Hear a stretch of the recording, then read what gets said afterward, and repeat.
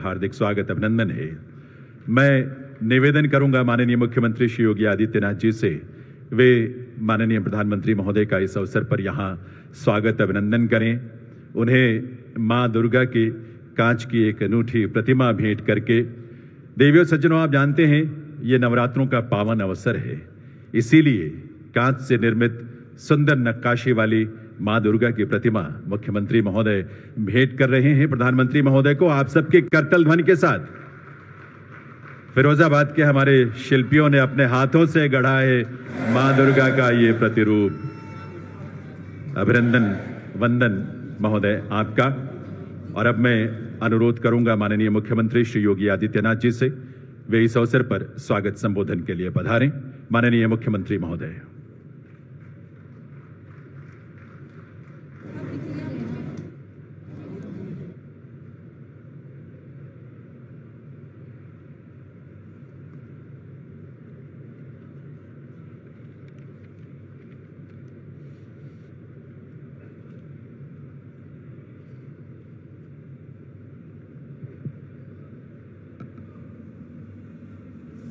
ऐतिहासिक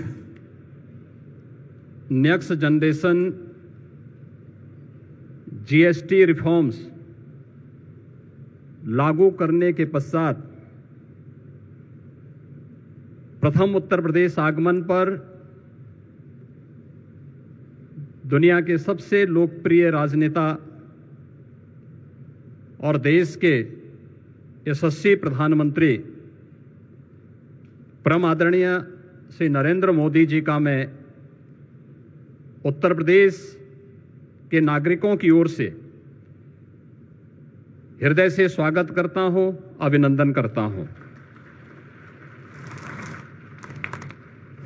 गरीब, किसान, महिला, युवा, मध्यम वर्ग, व्यापारी, लघु एवं कुटीर उद्योग सहित सभी वर्ग और समुदायों को दीपावली का यह बेहतरीन उपहार देने के लिए आदरणीय प्रधानमंत्री जी का हृदय से आभार।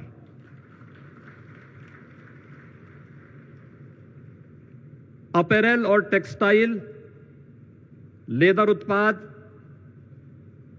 हस्तशिल्प और कारपेट्स में उत्तर प्रदेश देश में शीर्ष स्थान पर है। बदलते वैश्विक आर्थिक परिवेश की चुनौतियों का सफलतापूर्वक सामना करने के लिए आदरणीय प्रधानमंत्री जी ने जीएसटी रिफॉर्म्स के माध्यम से एक बहुत ही महत्वपूर्ण और क्रांतिकारी कदम उठाया है। इसके लिए हम सब उत्तर प्रदेशवासी उनका हृदय से आभार व्यक्त करते हैं। हम सब इस बात को जानते हैं कि वन नेशन वन टैक्स जुलाई 2017 में लागू हुआ था। टैक्स के अलग अलग जो रूप थे, जो न केवल एक व्यापारी को बल्कि एक उपभोक्ता को भी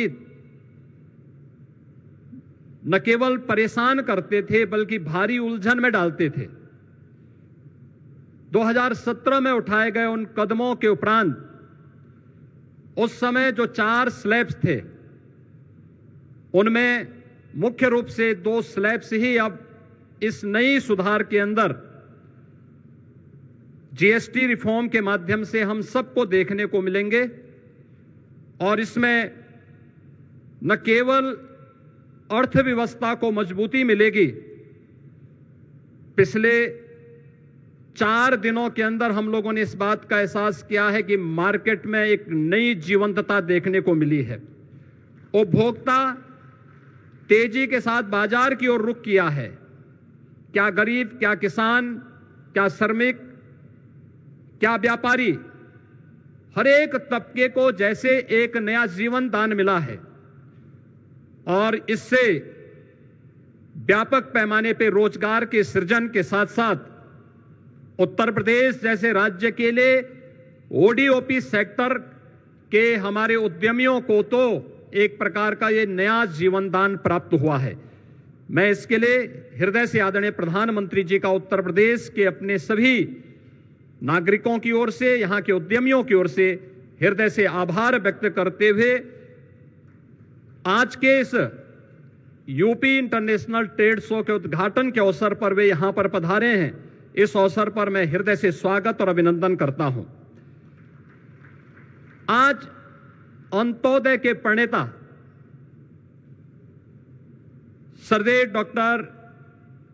सरदेव पंडित दीनदयाल उपाध्याय जी की पावन जयंती भी है।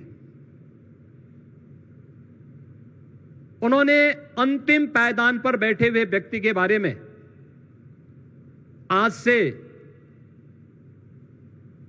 70 वर्ष पहले एक नया चिंतन दिया था और अंत्योदय को राष्ट्रोदय में बदलने का आदरणीय प्रधानमंत्री जी की प्रेरणा से ये यूपी इंटरनेशनल ट्रेड शो एक विशिष्ट अवसर है।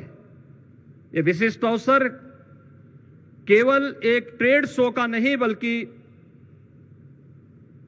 वर्तमान की उन आर्थिक चुनौतियों का सामना करने के साथ ही आत्मनिर्भर भारत के स्वदेशी मॉडल का और make in India, make for the world के उस प्रधानमंत्री जी के विजन का एक स्वरूप है, जिसका आज उद्घाटन करने के लिए स्वयं आदरणीय प्रधानमंत्री जी आज इस समारोह में पधारे हैं। मैं इस यूपी इंटरनेशनल ट्रेड शो आयोजन समिति की ओर से इस पूरे समारोह में उनका हृदय से स्वागत करता हूं। यूपी इंटरनेशनल ट्रेड शो का यह तीसरा संस्करण है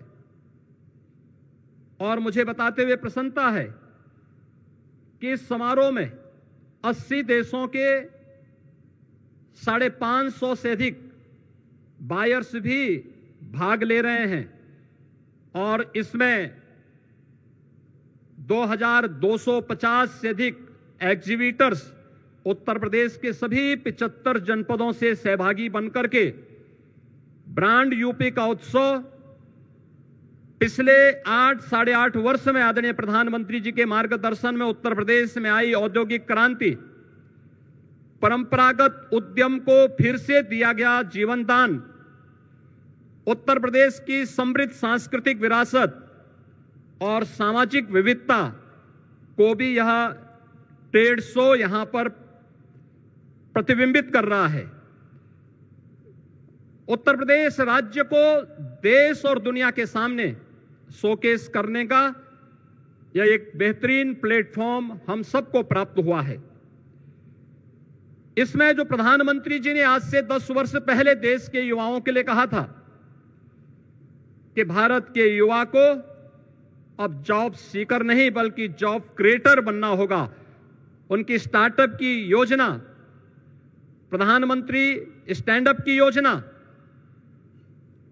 युवाओं के लिए पीएम इंटर्नशिप की जैसी स्कीम और भी ऐसी बेहतरीन योजनाएं आज हम सब के लिए एक बैकबोन का काम की है और उसी का परिणाम है कि आज उत्तर प्रदेश में हम लोगों ने सीएम युवा उद्यमी स्कीम के माध्यम से भी इन युवाओं को नया उद्यमी बनने के लिए की दिशा में कदम उठाया है। और मुझे बताते हुए प्रसन्नता है कि पिछले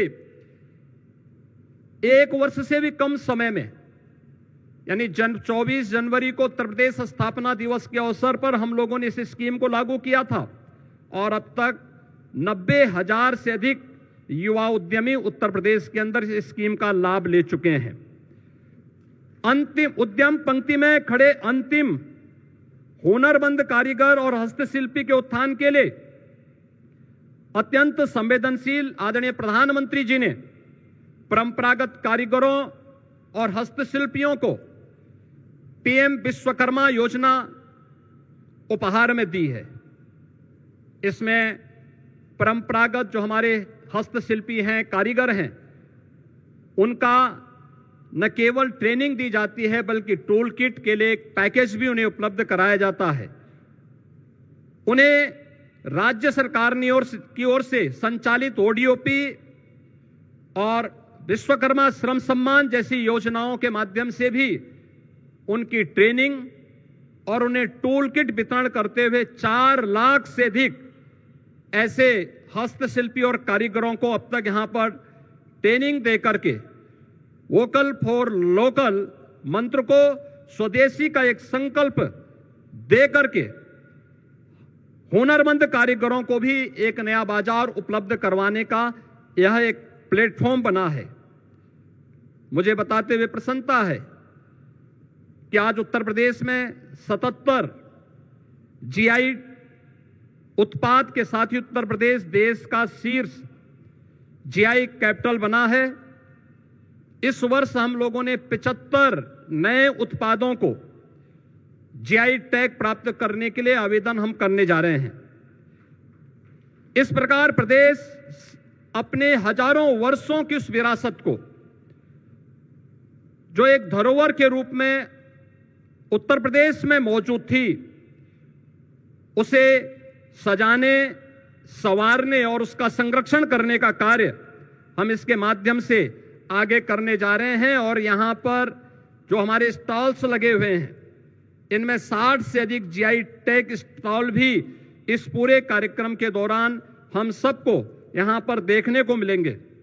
स्टार्टअप्स, ओडीओपी, हमारे उभरते हुए जो एक्सपोर्टर्स हैं, महिला उद्यमी, नए उद्यमी, हस्तशिल्पी, आईटी, इलेक्ट्रॉनिक्स, कृषि, खाद्य प्रसंस्करण, कौशल विकास, महिला स्वयंसेवी समूह, वन और पर्यावरण विभाग के अपने विभिन्न उत्पाद भी और उनके द्वारा किए गए प्रयास भी इस यूपी इंटरनेशनल ट्रेड शो के माध्यम से यहां पर प्रस्तुत किए गए हैं। फरवरी 2023 में उत्तर प्रदेश में ग्लोबल इन्वेस्टर समिट आदरणीय प्रधानमंत्री जी के कर कमलों से उद्घाटन हुआ था, जिसके माध्यम से 40 लाख करोड़ रुपए का निवेश का प्रस्ताव उत्तर प्रदेश को प्राप्त हुआ। और मुझे बताते हुए प्रसन्नता है कि इनमें से 12 लाख करोड़ से ऊपर के प्रस्ताव अब तक जमीनी धरातल पर उतर करके कुछ प्रस्तावों में, कुछ उद्यमों में प्रोडक्शन भी प्रारंभ हो चुका है। और उन्हीं में से 5 लाख करोड़ का हम नवंबर 2025 में प्रस्तावित कर रहे हैं, जिन्हें ग्राउंड ब्रेकिंग करने की तैयारी वर्तमान में चल रही है। पिछले 11 वर्ष में आदरणीय प्रधानमंत्री जी की प्रेरणा से उत्तर प्रदेश के परंपरागत उत्पाद को, जिनकी संख्या वर्तमान में 96 लाख से अधिक है, उस एमएसएमई उत्पाद को, प्रत्येक यूनिट को सामाजिक सुरक्षा की गारंटी देते हुए उत्तर प्रदेश के अंदर आगे बढ़ाने का कार्य हुआ है। आज इसके माध्यम से 2 करोड़ से अधिक नागरिक और युवा यहां पर रोजगार और नौकरी प्राप्त कर रहे हैं। कृषि के बाद रोजगार का उत्तर प्रदेश के अंदर यह सर्वाधिक बड़ा केंद्र बना है और ये आत्मनिर्भर भारत के निर्माण में इस सेक्टर की एक बड़ी भूमिका है। मुझे बताते हुए प्रसन्नता है कि ओडीओपी और पीएम विश्वकर्मा के बाद उत्तर प्रदेश ने व्यापक रूप से एक लैंड बैंक, क्योंकि बड़े उद्योगों के लिए लैंड बैंक की आवश्यकता पड़ती है, लेकिन उत्तर प्रदेश ने कुछ प्राइवेट इंडस्ट्रियल पार्क की भी एक स्कीम आगे बढ़ाई है, जिसमें अब तक 11 ऐसे फ्लैश पार्क उत्तर प्रदेश के अंदर स्थापित हो चुके हैं। इसके माध्यम से भी उत्तर प्रदेश ने तेजी के साथ निवेश को अपने यहां आमंत्रित किया है, रोजगार के नए अवसरों का सृजन किया है। प्रत्येक जनपद में लौह पुरुष सरदार वल्लभ भाई पटेल जी की 150वीं जयंती के अवसर पर हर जनपद में 100 एकड़ क्षेत्रफल में एक इंडस्ट्रियल और एम्प्लॉयमेंट जोन विकसित करने की भी एक कार्य योजना प्रदेश सरकार ने आगे बढ़ाई है। इन जोन्स में स्वरोजगार और वैश्य रोजगार से संबंधित सभी विभागों, एमएसएमई, स्किल डेवलपमेंट, खादी और ग्रामोद्योग तथा बैंकों को भी उनके कार्यालय स्थापित करने और श्रम और सेवायोजन के कार्यालय को भी यहीं पर स्थापित करने की एक योजना है। उत्तर प्रदेश का जो भी युवा उद्यमी अपना उद्यम स्थापित करना चाहता है या कोई रोजगार का इच्छुक युवा होगा, यह इंडस्ट्रियल और एम्प्लॉयमेंट जोन ही उसके स्किल डेवलपमेंट के साथ ही उसे रोजगार और उसको उद्यम स्थापित करने में वहां पर मदद देगा। आज उत्तर प्रदेश आईटी, सेमीकंडक्टर या इलेक्ट्रॉनिक्स मैन्युफैक्चरिंग का एक ग्लोबल हब बन रहा है। देश की मोबाइल फोन मैन्युफैक्चरिंग का 55% मोबाइल कंपोनेंट मैन्युफैक्चरिंग में 50% से अधिक की हिस्सेदारी अकेले उत्तर प्रदेश की है। सेमीकंडक्टर क्षेत्र की देश विदेश की अग्रणी कंपनियां प्रदेश में निवेश कर रही हैं और इस क्षेत्र के महत्व को देखते हुए प्रदेश सरकार ने आईटी क्षेत्र को भी आज इंडस्ट्री का दर्जा प्रदान किया है।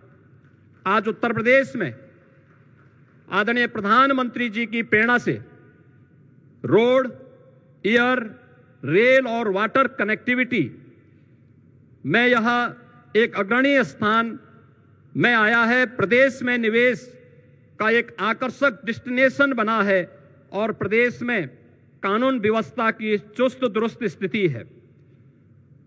दूसरे देशों पर निर्भरता को कम करना और स्वदेशी साधनों का बेहतर उपयोग आदरणीय प्रधानमंत्री जी का आह्वान है।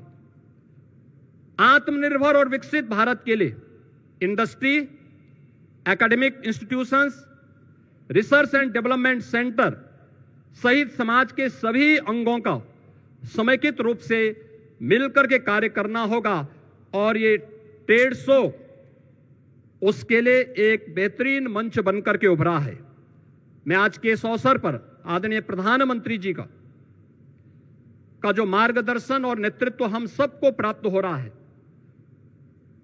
उसके कारण आज उत्तर प्रदेश बीमारू राज्य से उभर करके भारत के और विकसित भारत के ग्रोथ इंजन की अपनी भूमिका को प्रभावी ढंग से निर्वहन कर पाएगा। इस विश्वास के साथ मैं आदरणीय प्रधानमंत्री जी का आज के इस यूपी इंटरनेशनल ट्रेड शो के कार्यक्रम में हृदय से स्वागत करता हूं, अभिनंदन करता हूं।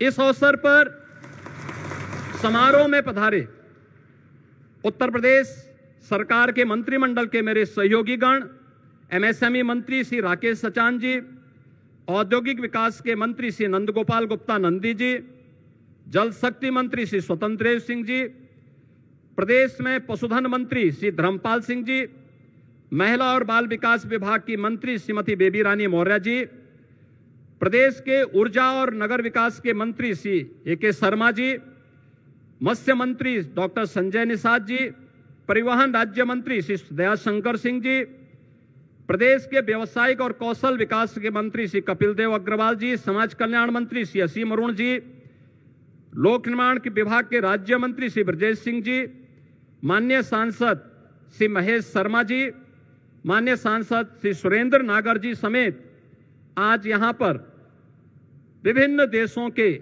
हमारे माननीय एम्बेसडर्स और इस पूरे आयोजन में पार्टनर कंट्री के रूप में रूस हम सब के साथ मिलकर के कार्य कर रहा है। मैं इन सब का भी हृदय से स्वागत करता हूं, अभिनंदन करता हूं। जितने भी एग्जीबिटर्स आए हैं और युवा इस कार्यक्रम में भागीदार बन रहे हैं, उन सब का भी मैं हृदय से अभिनंदन करता हूं, स्वागत करता हूं और मुझे पूरा विश्वास है कि यहां पर जो फॉरेन बायर्स यहां पर 532 से अधिक संख्या में उपस्थित हुए हैं, इनकी संख्या लगातार बढ़ रही है।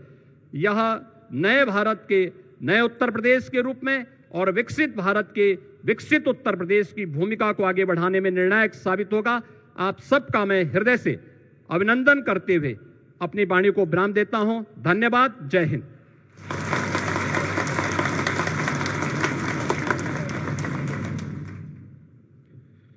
बहुत बहुत आभार माननीय मुख्यमंत्री श्री योगी आदित्यनाथ जी का उनके स्वागत संबोधन के लिए।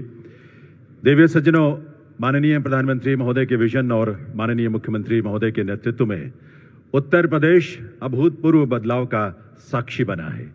Uttar Pradesh international trade show उस सिद्धि को देश और दुनिया के सामने प्रस्तुत करने का एक ग्लोबल प्लेटफॉर्म बनकर उभरा है।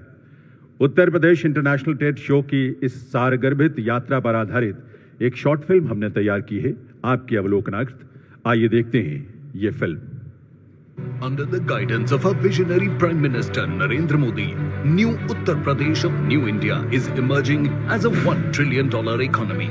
With improved law and order and industry-friendly policies, new Uttar Pradesh is consistently scaling new heights in industry and trade.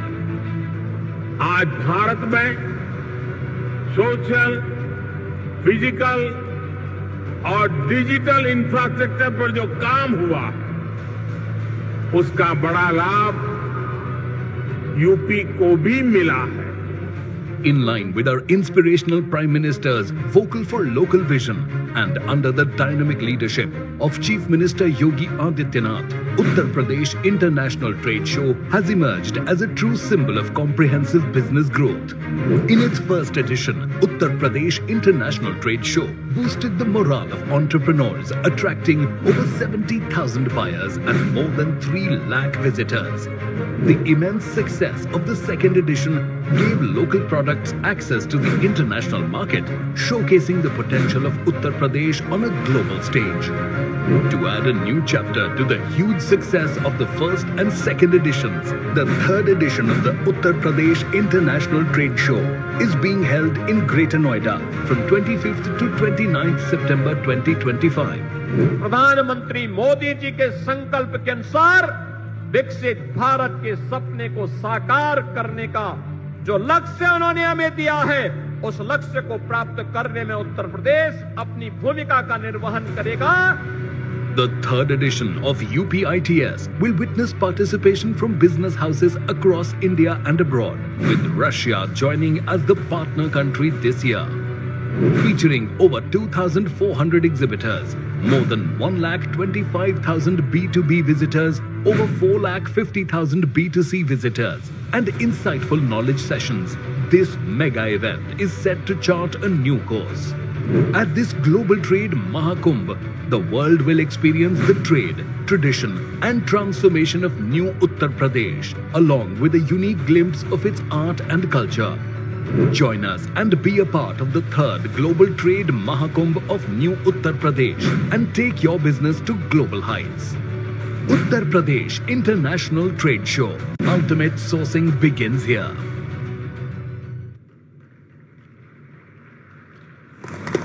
देवियों सज्जनों, ये नया उत्तर प्रदेश है, ये नया भारत है, आत्मनिर्भर भारत, सशक्त, सुरक्षित और समृद्ध भारत। इस नए भारत के शिल्पी हैं देश के यशस्वी प्रधानमंत्री श्री नरेंद्र मोदी जी। आइए आप सबकी सम्मान से भरी करतल ध्वनि के साथ माननीय प्रधानमंत्री महोदय से विनम्र अनुरोध करें, इस अवसर पर उनके प्रेरक संबोधन के लिए, उनके मार्गदर्शन के लिए।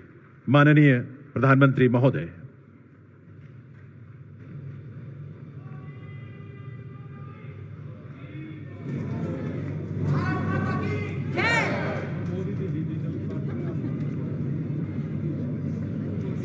उत्तर प्रदेश के मुख्यमंत्री श्रीमान योगी आदित्यनाथ जी,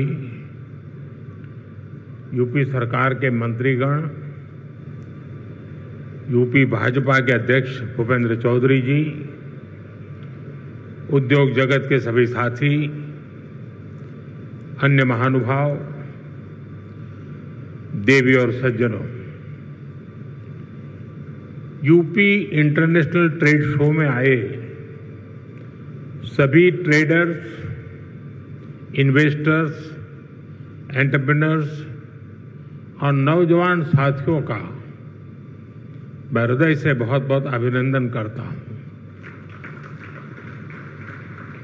मुझे खुशी है कि यहां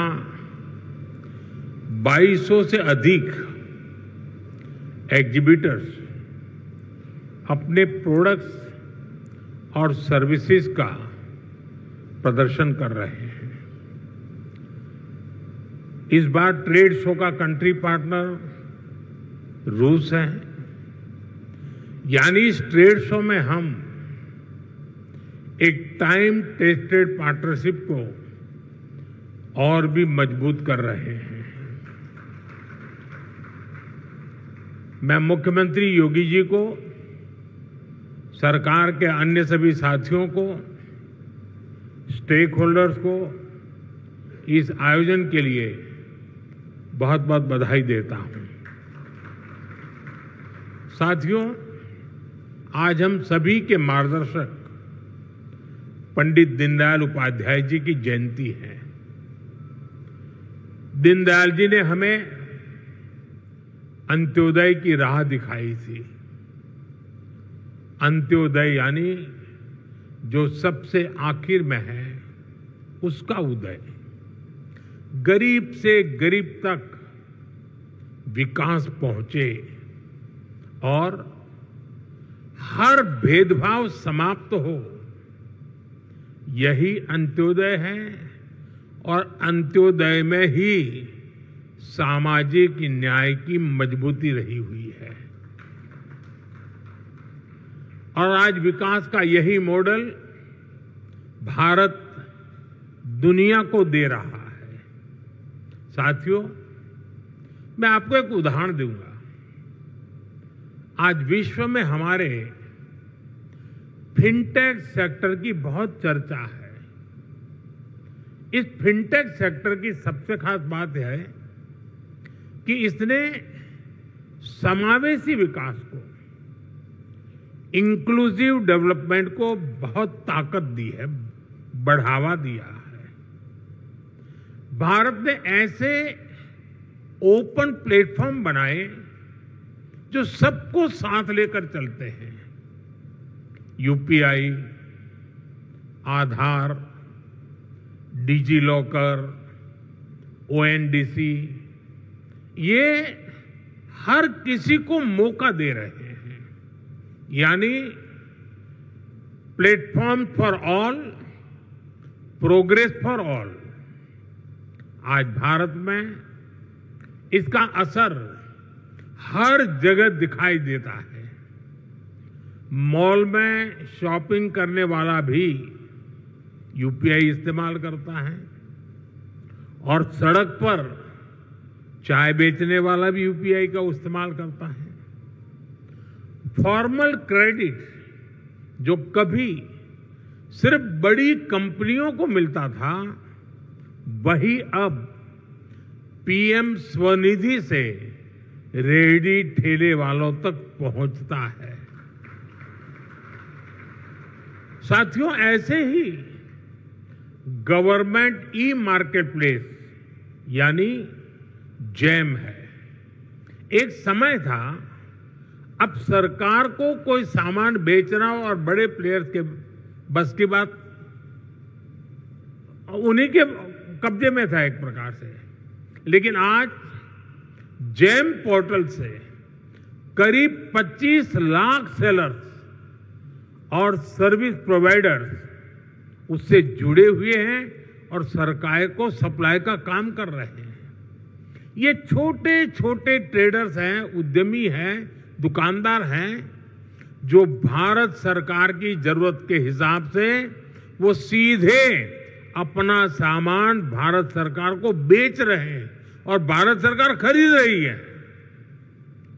आप हैरान रह जाएंगे कि अब तक जेम के माध्यम से भारत सरकार ने 15 लाख करोड़ रुपए का सामान या सर्विस खरीद चुके हैं।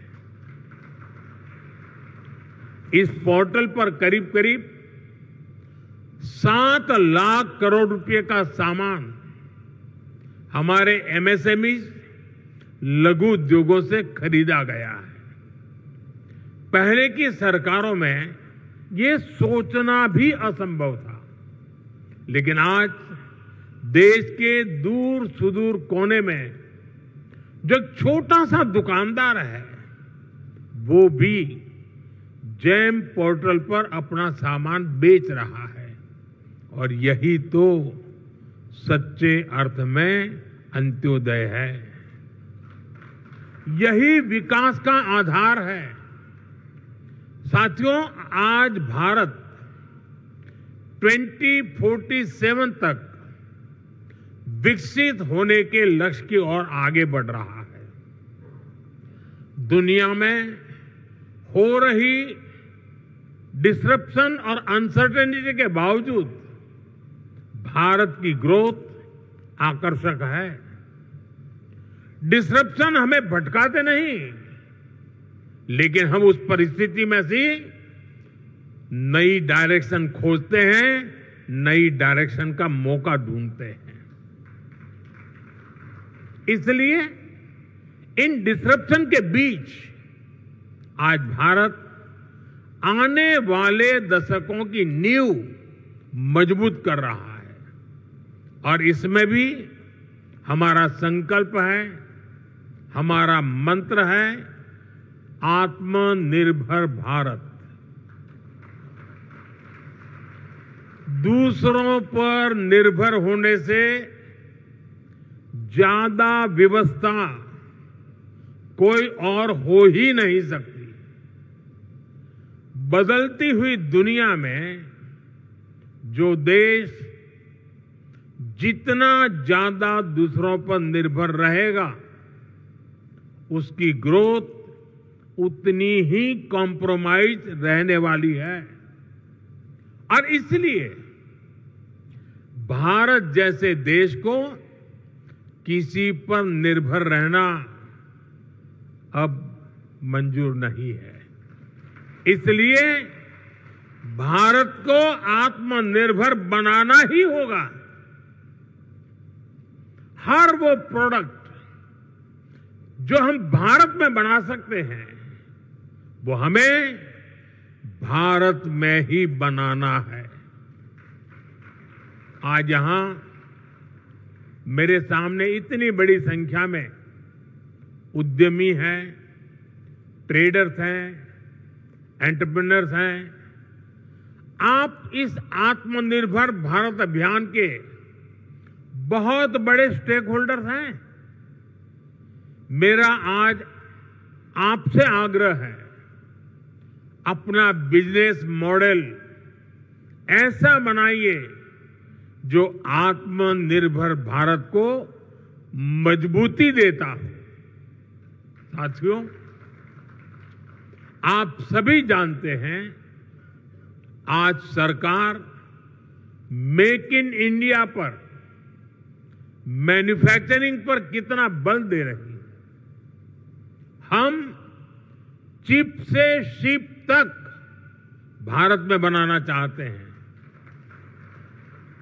और इसलिए आपकी ईज ऑफ डूइंग बिजनेस के लिए हम लगातार काम कर रहे हैं।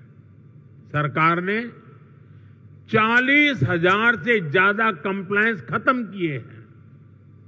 व्यापार कारोबार में होने वाली जिन छोटी छोटी गलतियों पर आपके खिलाफ केस होता था, ऐसे सैकड़ों नियम उनको सरकार ने डीक्रिमिनलाइज कर चुकी है। सरकार आपके साथ कंधे से कंधा मिलाकर चल रही है। लेकिन साथियों, मेरी कुछ अपेक्षाएं भी हैं जो मैं जरूर आपके साथ शेयर करूंगा। आप जो भी मैन्युफैक्चर कर रहे हैं वो बेस्ट क्वालिटी का होना चाहिए, उत्तम से उत्तम होना चाहिए। आज देशवासियों के मन में ये बात है कि स्वदेशी उत्पादों की क्वालिटी में लगातार सुधार होता रहे, यूजर फ्रेंडली हो, लंबे समय तक काम आने वाले हो। इसलिए क्वालिटी से कोई भी कॉम्प्रोमाइज नहीं होना चाहिए।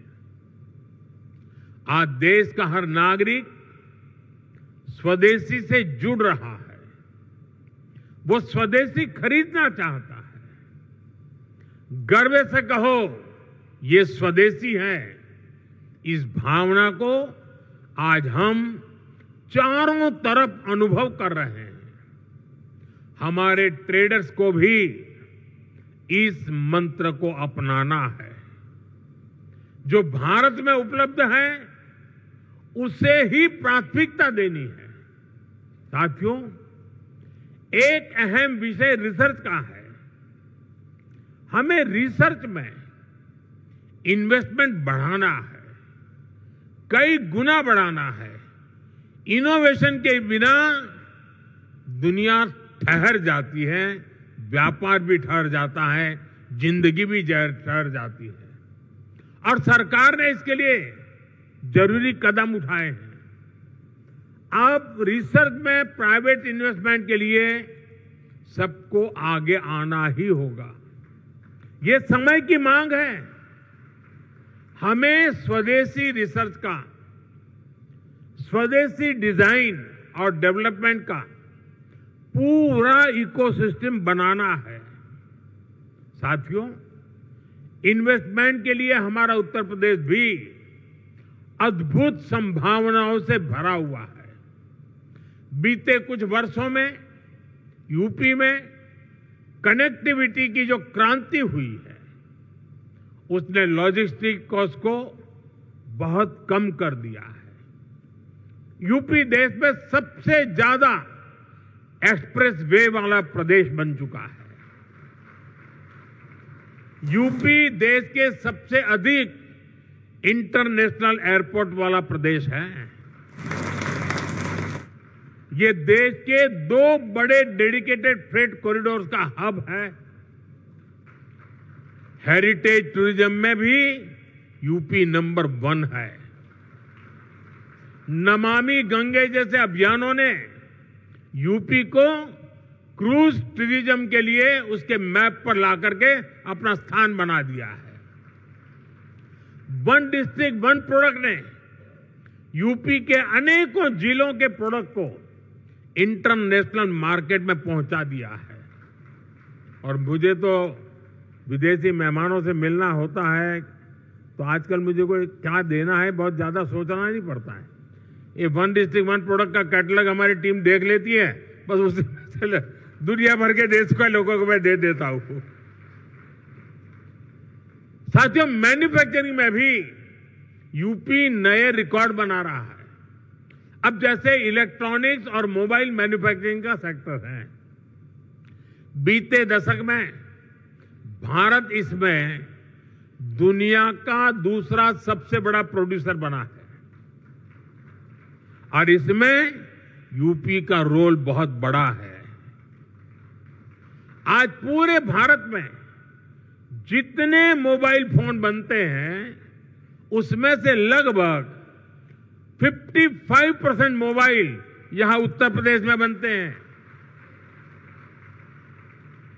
यूपी अब सेमीकंडक्टर सेक्टर में भी भारत की आत्मनिर्भरता को मजबूती देगा। यहां से कुछ किलोमीटर दूर ही एक बड़ी सेमीकंडक्टर फैसिलिटी पर काम शुरू होने वाला है। साथियों, एक और उदाहरण डिफेंस सेक्टर का है। हमारी सेनाएं स्वदेशी चाहती हैं, दूसरों पर निर्भरता को कम करना चाहती हैं। इसलिए भारत में ही हम एक वाइब्रेंट डिफेंस सेक्टर डेवलप कर रहे हैं। पुर्जे पुर्जे पर मेड इन इंडिया की छाप हो, हम ऐसा इकोसिस्टम बना रहे हैं। और यूपी इसमें भी बड़ी भूमिका निभा रहा है। बहुत जल्द रूस के सहयोग से बनी फैक्ट्री से AK-203 राइफल का उत्पादन शुरू होने जा रहा है। यूपी में एक डिफेंस कॉरिडोर का भी निर्माण हो रहा है, जिसमें ब्रह्मोस मिसाइल समेत अनेक अस्त्र शस्त्र का निर्माण शुरू भी हो चुका है। मैं आप सभी का आह्वान करूंगा, यूपी में इन्वेस्ट करिए, यूपी में मैन्युफैक्चर करिए। यहां लाखों MSME का मजबूत नेटवर्क है और ये लगातार बढ़ रहा है। आप इनके सामर्थ्य का उपयोग कीजिए और एक कंप्लीट प्रोडक्ट यहीं पर बनाइए। इसके लिए हर मदद के साथ यूपी सरकार, भारत सरकार आपके साथ है।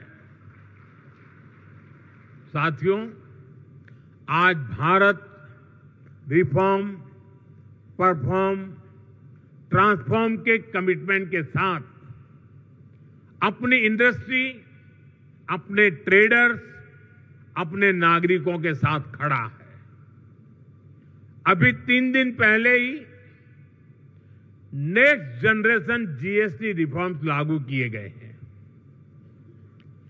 जीएसटी में हुए बदलाव भारत की ग्रोथ स्टोरी को नए पंख देने वाले स्ट्रक्चरल रिफॉर्म्स हैं।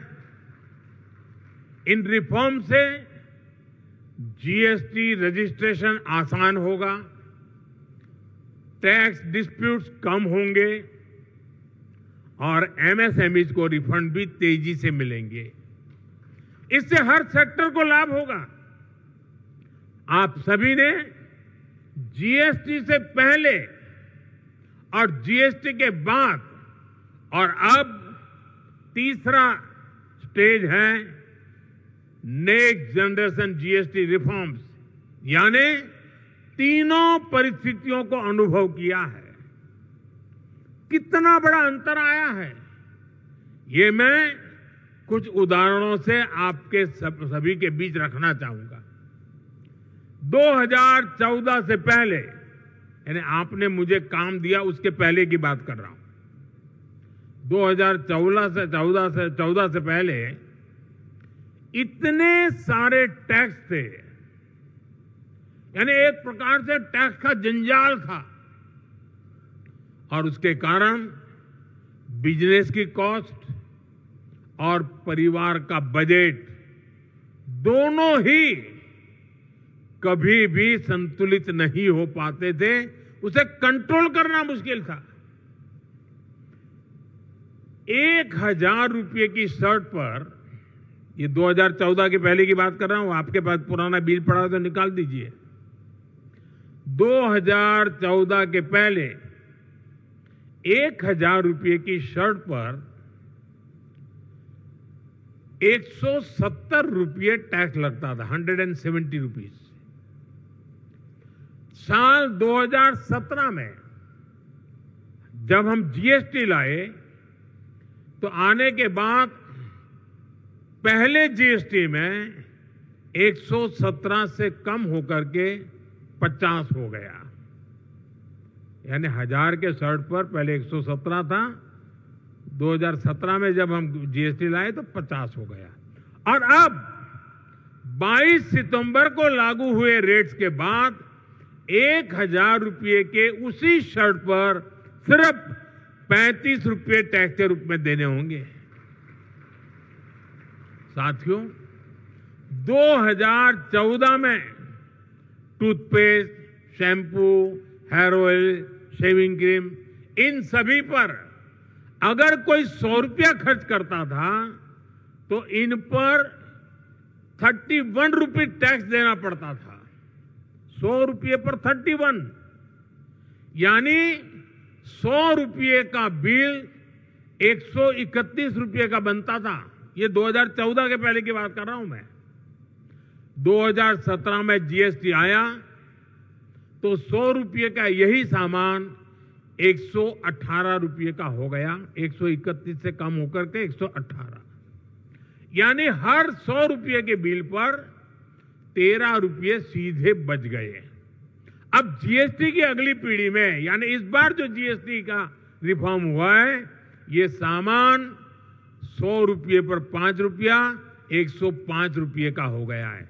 131 से 105 पर आ गया, यानी 2014 से पहले की तुलना में सीधे 26 रुपये की बचत, 100 रुपये पर 26 रुपये की बचत देश के सामान्य नागरिक को हुई है।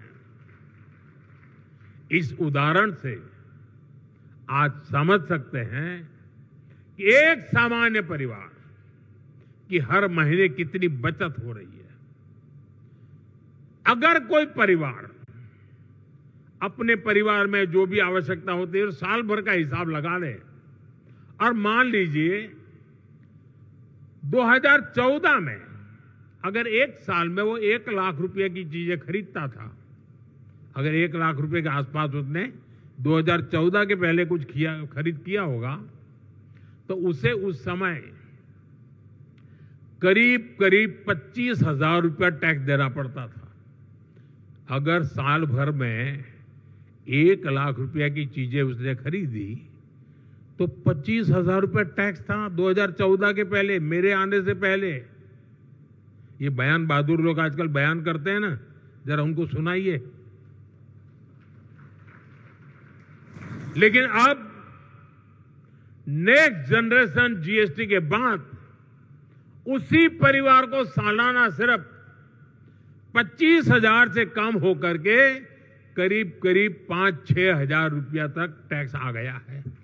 25,000 से 5,000, क्योंकि जरूरत के ज्यादातर सामान पर अब सिर्फ 5% जीएसटी हो गया है।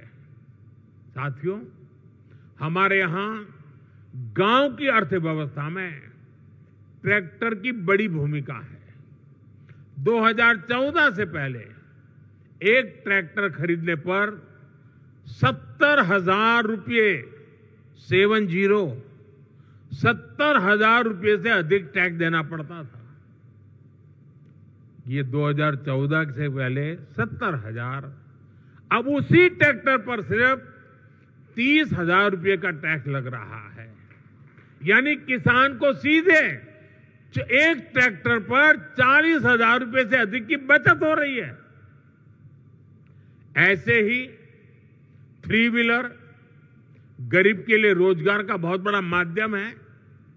साल 2014 से पहले एक 3 व्हीलर करीब 55,000 रुपये का टैक्स लगता था। एक 3 व्हीलर पर 55,000 रुपये टैक्स लगता था। अब उसी 3 व्हीलर पर जीएसटी करीब 35,000 रह गया है। यानी सीधे 20,000 रुपये की बचत हुई है। ऐसे ही जीएसटी कम होने की वजह से स्कूटर 2014 की तुलना में करीब 8,000 रुपये और मोटरसाइकिल करीब 9,000 रुपये सस्ती हुई है। यानी गरीब, नियो मिडिल क्लास सबकी बचत हुई है। लेकिन साथियों, इसके बावजूद कुछ राजनीतिक दल देश के लोगों को भ्रमित करने का प्रयास कर रहे हैं। 2014 के पहले वो जो सरकार चला रहे थे, उसकी नाकामियां छिपाने के लिए कांग्रेस और उसके साथी दल जनता से झूठ बोल रहे हैं।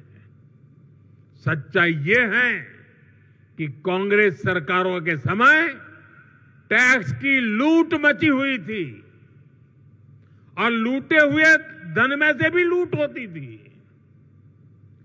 देश के आम नागरिक को टैक्स की मार से निचोड़ा जा रहा था। ये हमारी सरकार है जिसने टैक्स को बड़े पैमाने पर कम किया है, महंगाई कम की है। हमने देश के लोगों की आमदनी बढ़ाई है और बचत भी बढ़ाई है। जब 2014 में उनकी सरकार थी, 2 लाख रुपए तक इनकम टैक्स माफ था, 2 लाख रुपए सिर्फ।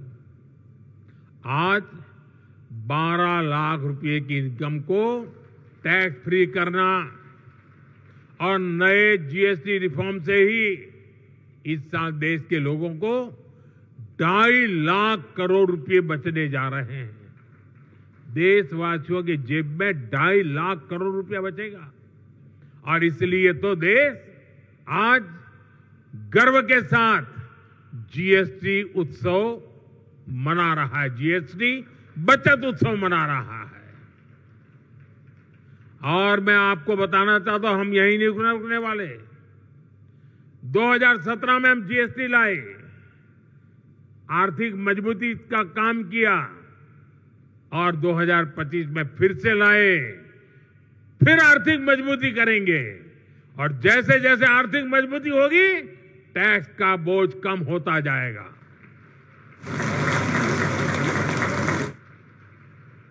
देशवासियों के आशीर्वाद से जीएसटी रिफॉर्म का सिलसिला निरंतर चलता रहेगा। साथियों, आज भारत के पास रिफॉर्म्स की स्ट्रांग विल पावर है। हमारे पास डेमोक्रेटिक और पॉलिटिकल स्टेबिलिटी है, पॉलिसी प्रिडिक्टेबिलिटी भी है। सबसे बड़ी बात, भारत के पास बहुत बड़ी युवा और स्किल्ड वर्कफोर्स है, डायनेमिक युवा कंज्यूमर बेस है। ये सारी बातें दुनिया में किसी की रीजन में भी यानी एक ही जगह सब बातें दुनिया के किसी देश में एक साथ नहीं है। भारत में हर चीज यहां मौजूद है। दुनिया का कोई भी इन्वेस्टर, कोई भी कंपनी अगर अपनी ग्रोथ को नए पंख लगाना चाहती है तो उसके लिए भारत में इन्वेस्टमेंट सबसे अट्रैक्टिव डील है। इसलिए भारत में इन्वेस्ट करना, यूपी में इन्वेस्ट करना आपके लिए विन विन सिचुएशन है। हम सभी के प्रयास मिलकर विकसित भारत बनाएंगे, विकसित यूपी बनाएंगे। एक बार फिर आप सभी को इंटरनेशनल ट्रेड शो के लिए मैं बहुत बहुत शुभकामनाएं देता हूं। बहुत बहुत धन्यवाद।